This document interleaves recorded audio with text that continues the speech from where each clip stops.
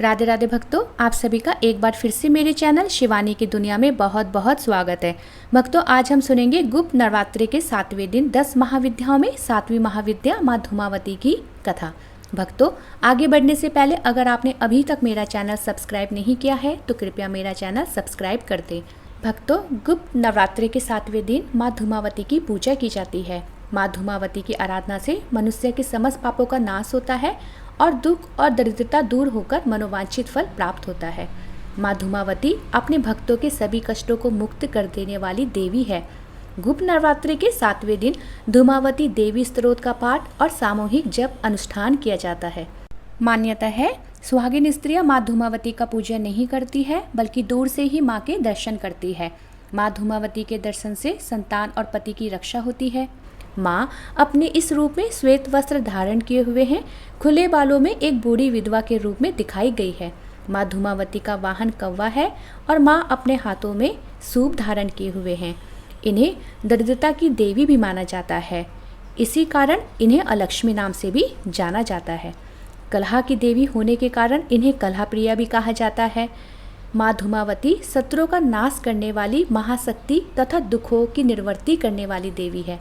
इनकी उपासना करने वाला व्यक्ति कभी अपने शत्रुओं से पराजित नहीं होता।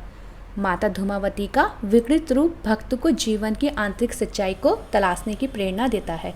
माँ धूमावती का रूप चाहे जितना ही उग्र क्यों ना हो, लेकिन संतान के लिए तो वे कल्याणकारी ही होता है। भक्तों, माँ धूमावती के प्राकट्य की 2 कथाएं सामने आती है। पहली कथा के अनुसार जब माता सती ने पिता दक्ष के यज्ञ में स्वेच्छा से स्वयं को जलाकर भस्म कर दिया तो उनके जलते हुए शरीर से जो धुआं निकला, उस धुएं से माँ धूमावती का जन्म हुआ। इसलिए वे हमेशा उदास रहती है। यानी माँ धूमावती धुएं के रूप में माँ सती का ही भौतिक स्वरूप है। भक्तों, दूसरी कथा के अनुसार एक बार माता सती भगवान शिव के साथ हिमालय में विचरण कर रही थी। तभी उन्हें जोरों से भूख लगी। माता सती ने भगवान शिव से कहा, मुझे भूख लगी है, मेरे लिए भोजन का प्रबंध करें। तब भगवान शिव ने माता सती को आश्वस्त किया कि वे भोजन का प्रबंध करते हैं। लेकिन जब भगवान शिव कुछ देर तक भोजन की व्यवस्था नहीं कर पाए, तब माता सती ने भूख से व्याकुल होकर भगवान शिव को ही निकल लिया। उसके बाद भगवान शिव के गले में विष होने की वजह से माता सती के शरीर से धुआं निकलने लगा। जहर के प्रभाव से माता सती का स्वरूप श्रृंगार विहीन तथा विकृत हो गया।